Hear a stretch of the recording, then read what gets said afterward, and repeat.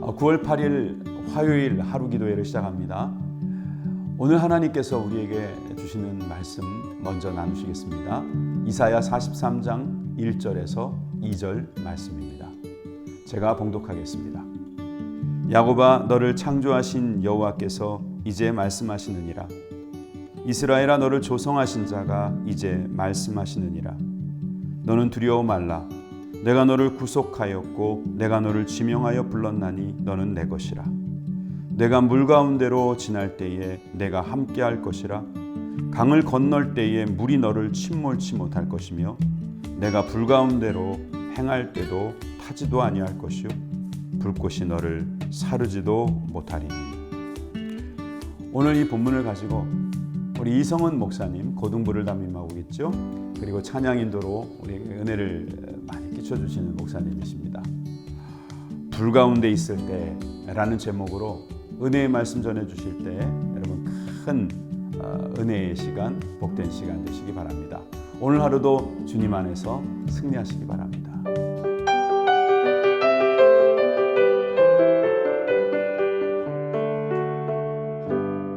오늘의 본문은 이스라엘이 바벨론에 포로로 잡혀있던 시기에 기록된 것으로 알려져 있습니다.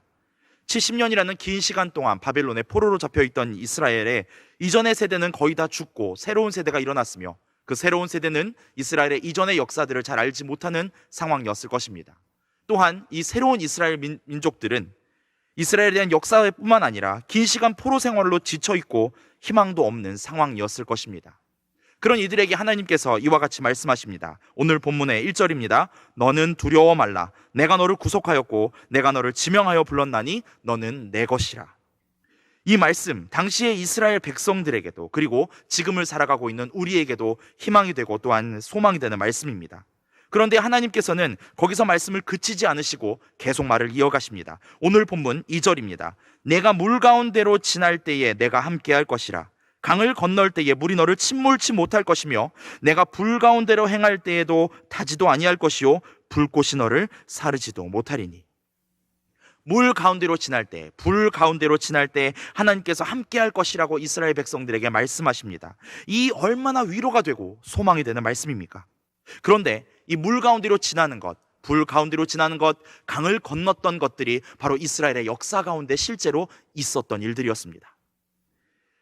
물 가운데로 지나는 것은 과거 출애굽한 이스라엘 백성들이 홍해를 건넜던 사건입니다.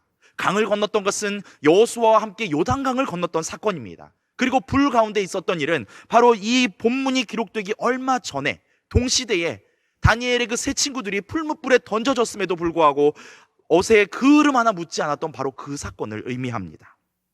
즉 이 말씀은 하나님께서 단 한 번도 이스라엘을 버린 적이 없으시고 이스라엘의 모든 역사 속에서 단 한 번도 함께하지 않았던 적이 없었다는 하나님의 고백입니다. 아니 더 나아가서 이스라엘이 겪었던 그 모든 어려운 시간들 속에서, 고난의 시간들 속에서 그 어려움과 고난과 멀리 계시지 않고 하나님께서 함께 하셨다는 고백입니다. 얼마 전 우리는 담임 목사님의 설교를 통해서 하나님의 편재성에 대해 함께 은혜를 나누었습니다. 우리는 분명히 하나님께서 어디에나 계시다는 것을 알고 있지만 그럼에도 우리에게 고난이 닥쳐올 때에, 절망의 순간에 우리는 하나님 도대체 어디에 계십니까? 라고 외치게 됩니다.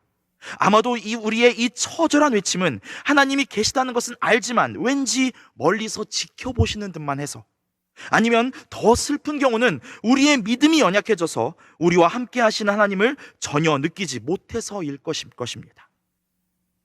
코로나 시대를 지나는 우리는 바벨론의 포로로 잡혀있던 이스라엘 백성들처럼 지치고 소망이 잘 보이지 않는 시간 속에 지내고 있습니다. 이때에 하나님께서 우리에게 이렇게 말씀하시는 듯합니다.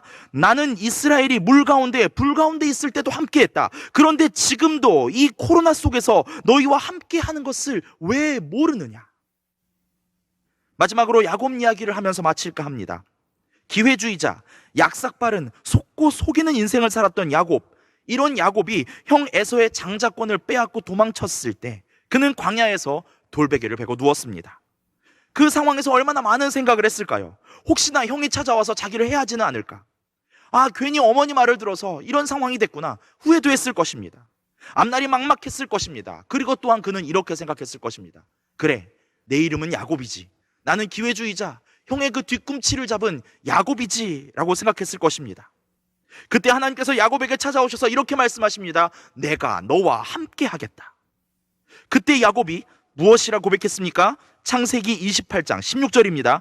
야곱이 잠이 깨어 가로되 여호와께서 과연 여기 계시거늘 내가 알지 못하였도다.